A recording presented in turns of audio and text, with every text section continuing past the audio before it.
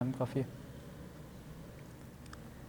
تم اس عمارت کا حصہ ہو جو رسولوں کی بنیاد پر تعمیر کی گئی ہے۔ آج کی ہماری پہلی تلاوت مقدس پالوس رسول کا خط افسیوں کے نام، اس کا 2 باب 19ویں سے 22ویں آیت مقدسہ۔ پس اب تم پردیسی اور مسافر نہیں بلکہ مقدسوں کے ہم وطن اور خدا کے گھرانے کے ہو، اور رسولوں اور نبیوں کی اس بنیاد پر تعمیر کیے گئے ہو جس کے کونے کے سرے کا پتھر خود مسیح یسوع ہے۔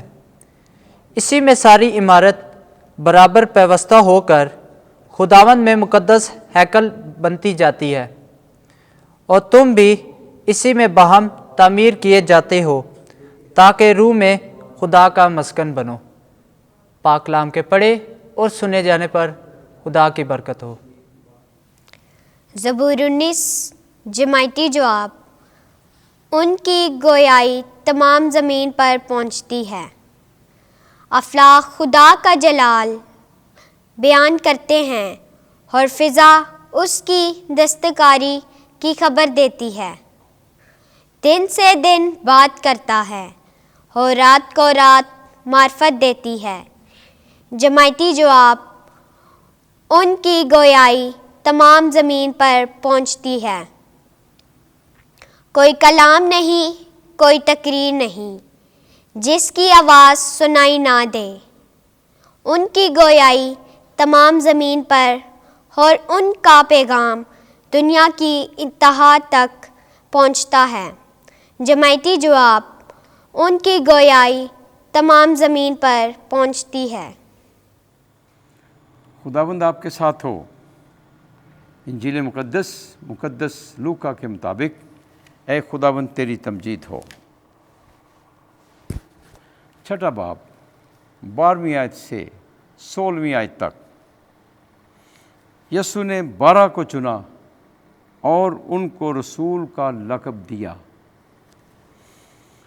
ایک دن یسوع پہاڑ پر دعا کرنے کو گیا اور خدا سے دعا کرتے ہوئے تمام رات گزاری، اور جب دن ہوا اس نے اپنے شاگردوں کو پاس بلا کر ان میں سے 12 کو چنا، اور ان کو اس نے رسول کا لقب دیا، یعنی شمعون جس کا نام اس نے پطرس بھی رکھا، اور اس کا بھائی اندریاس، اور یعقوب، اور یوحنا، اور فیلبس، اور برتلمائی، اور متی، اور توما، اور یعقوب بن حلفائی، اور شمعون جو غیور کہلاتا ہے، اور یہودا یعقوب کا بھائی، اور یہودا اسخریوتی جو پکڑوانے والا ہوا۔ انجیل مقدس کے وسیلے سے ہمارے گناہ معاف کیے جائیں۔